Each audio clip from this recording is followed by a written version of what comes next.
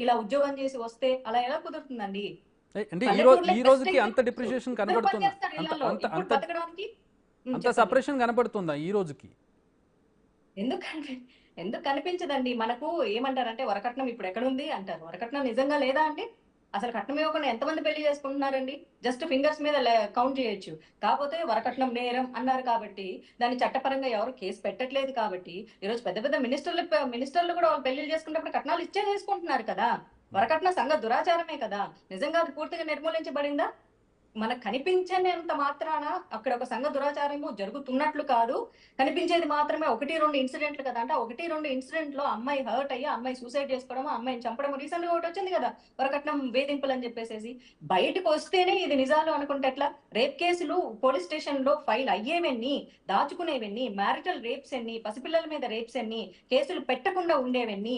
అసలు పబ్‌లకు పార్టీలకెళ్ళినప్పుడు డ్రగ్స్ ఎవడో కలిపిస్తే అసలు ఆ అమ్మాయికే తెలియకుండా ఆ అమ్మాయి మీద జరిగే రేపులెన్ని? ఈ మత్తు మందు తీసుకున్న కార్యక్రమంలో వాళ్ళు తెలియకుండా తప్పు చేసేసి నెక్స్ట్ డే మార్నింగ్ రియలైజ్ అయ్యేవెన్ని?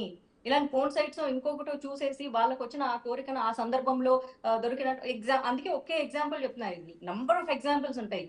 'దిశ' చట్టం తీసుకొచ్చింది ఆ అమ్మాయి ఉద్యోగం నుంచి ఆ అమ్మాయి వస్తుంటేనే కదా రేప్ జరిగింది. కరెక్ట్. ఆమె ఎవరిని రెచ్చగొట్టింది? ఎవరిని ప్రొవోక్ చేసింది?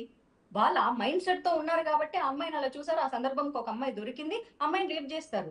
ఇలా సెలెక్టివ్‌గా మాట్లాడమని చెప్తాను నేనెప్పుడైనా పబ్లిక్ స్పీచ్ ఇచ్చేటప్పుడు. జనరలైజ్డ్ చేయొద్దంటారు. అసలు జనరలైజ్ చేయొద్దు. ఎందుకంటే కరెక్ట్. పద్ధతిగా బట్టలు వేసుకుంటే నమస్కారం పెడతానంటే, పద్ధతిగా బట్టలేసుకుంటే చీర కట్టే వాళ్ళందరికీ నమస్కారం పెట్టాలంటే ఎలా అవుతుంది? చిన్న పిల్లలండి. అంటే కుదరదు కదా! సంవత్సరాల పిల్లల్ని రేప్ చేసిన సందర్భాలున్నాయి. వాళ్ళకక్కడ అదే డ్రెస్‌తో చెప్తున్నాను. సంబంధం చీర ఏముంది? అదే చెప్తున్నా. ఇప్పుడు నేను స్లీవ్‌లెస్ ఏసుకున్నా. దీని మీద కామెంట్ చేసేటోళ్ళు ఎంతమంది ఉంటారు. నువ్వు వుమెన్ కరెక్ట్. సేఫ్టీ గురించి ఇప్పుడు మాట్లాడుతున్నావు. నువ్వు స్లీవ్‌లెస్ ఏసుకొచ్చావు అని కామెంట్ చేసేవాళ్ళుంటారు. హ్మ్. ఇందులో ఏం సెక్స్ అప్పీల్ కనిపించిందంటే ఆడికి కనిపిస్తదది. హ్మ్. మనం ఏం చేయలేం గదా! రైట్. విహెచ్‌పి నేత ఒకరు జాయిన్ అవుతున్నారు మనతో పాటు రామకృష్ణరాజు గారు. సార్ ఇందాక దేవి గారు వెంకటేశ్వరరాజు గారు. దేవి గారు ఒక అభిప్రాయాన్ని వ్యక్తం చేస్తున్నారు.